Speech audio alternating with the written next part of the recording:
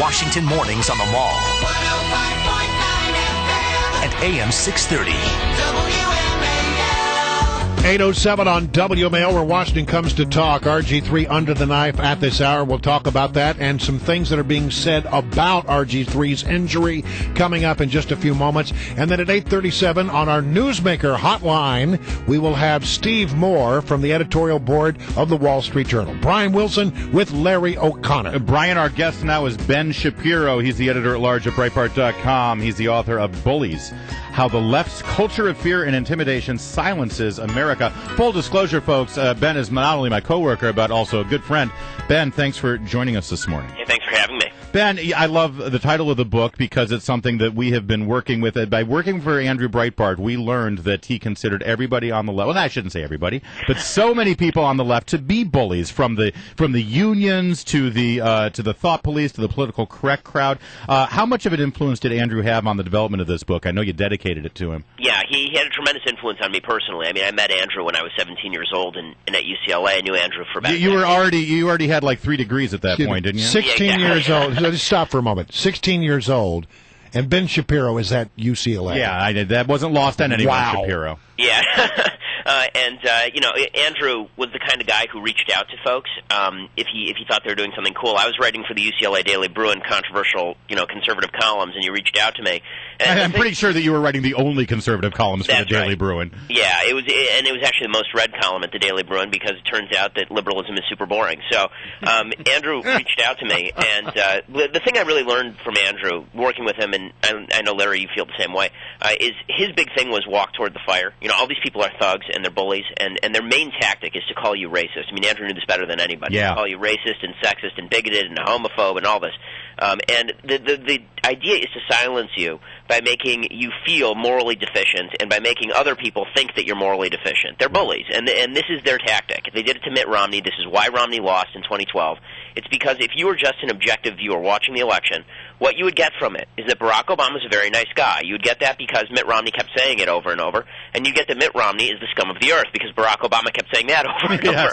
It was a complete imbalance. We have to stop playing nice with these people. We have to stop trying to worry about whether we're being civil or not. This is like the Geneva Conventions. You get treated with civility when you're in uniform and when you act with civility. When you're not civil, when you're not interested in being civil, you're out of uniform and you don't get treated with civility. The rules don't apply to you, and we have to stop treating people with respect when they don't deserve it. So, Ben, let's start naming names here, because I feel fortunate enough to have sort of watched a genesis of part of this book being developed when you focused on Dan Savage. Now, Dan Savage, for the listeners, he is the person who actually championed the quote-unquote anti-bullying campaign. You see these videos that celebrities do and politicians do where they say, it gets better. Even the president did one of these, yeah, I remember. It gets better. And it's supposed to help people who are suffering from bullying in high school or in grade school. But talk to me about who Dan Savage is and what kind of bully he is. Yeah, I mean, it's kind of shocking. This is, as you said, the guy who kind of co-heads Obama's anti-bullying initiative. This is a guy who coined the term Santorum. He tried to, because Rick Santorum is anti-gay marriage, Dan Savage is a militant gay agenda guy. Dan Savage Google bombed Rick Santorum's name with this vile. We can't say what it is, but if you Google the word Santorum, you'll get it. Yeah, he did the same thing with Rick Warren. He did the same thing with a bunch of other right wing figures. And not only that, I mean, you remember about 6 months ago when he started screaming at Christian kids who walked out on one of his speeches. They just didn't feel like listening to his anti-biblical And he called them names and shamed them in front of people. That's bullying, folks. That's This is a guy who said about a politician he didn't like that he should be dragged behind a truck until there's nothing left but the chain. I mean, he's a bad, bad guy. And this is the guy who Obama chooses to have at the White House. I mean, he's visited the White House and taken pictures with Joe Biden. This is the guy who really is instrumental in Obama's anti-bullying. Obama has made a very big deal under his administration about how he doesn't like bullying. It's such nonsense. He's a massive bully, and this is the tactic of the left. Their whole philosophy is based on the idea that they stand up for victimized interest groups, and therefore everybody who opposes their agenda is actually the real bullies, right? Because if they're standing up for victims and we oppose them, then we're bullies and we deserve to be punched in the mouth repeatedly, twice as hard as President Obama likes to say. The fact is, by putting us outside the mainstream of political thought, by trying to marginalize us, by calling us racist, by calling us sexist, by calling us bigoted, it's easy to laugh it off, but the truth is, it has the impact of not only coarsening the debate, but putting us outside the frame of the debate completely. And that's why the era of bipartisanship and civility is over. They ended it, and it's time we recognize that. All right, let me ask you, though. You often write about Hollywood, and right now everybody in Hollywood is up in arms. It's, oh, my, we must do something about the gun situation in this country. At the same time, they then go to the studio, and they produce these movies in which they are brandishing guns. Yeah, they're massive hypocrites. I mean, Hollywood they're hypocrites beyond belief, but as far as the gun issue goes, this is a fantastic example of how the left really works its bullying magic. Sandy Hook has nothing to do with the NRA. Nothing. The NRA doesn't have that much impact in Connecticut. All the gun laws that were on the books in Connecticut were violated by the shooter in Sandy Hook.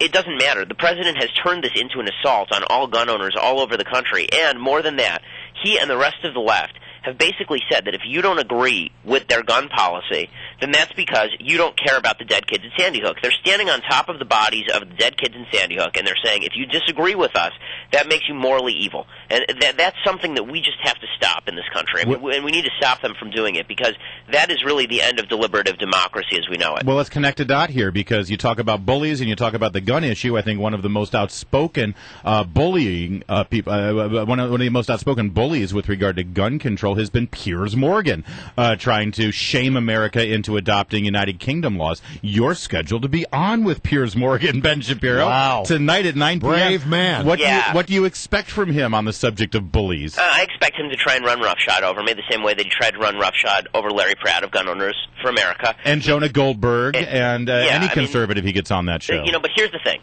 Every time he does that, he's just proving the thesis of my book. And I'm going to say that to him. I mean, if he tries to do that, I'm going to say to him, look, Piers, the reason that you're doing this is because you're a bully and you don't want to hear the other point of view. You just want to come on, you want to bring people on to berate them.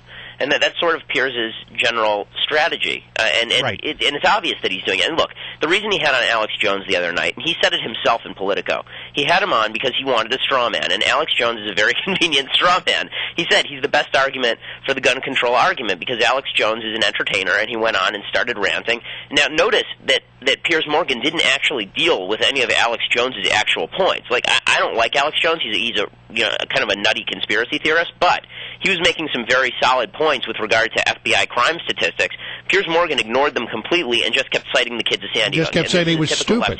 He just basically said, you're a stupid man. That was his only counter-argument. Right, and you're a stupid man is not a counter-argument. It's a moral and intellectual judgment on your worthiness as an opponent. And this is what the left does. They've basically said that the right is not even worthy of debate.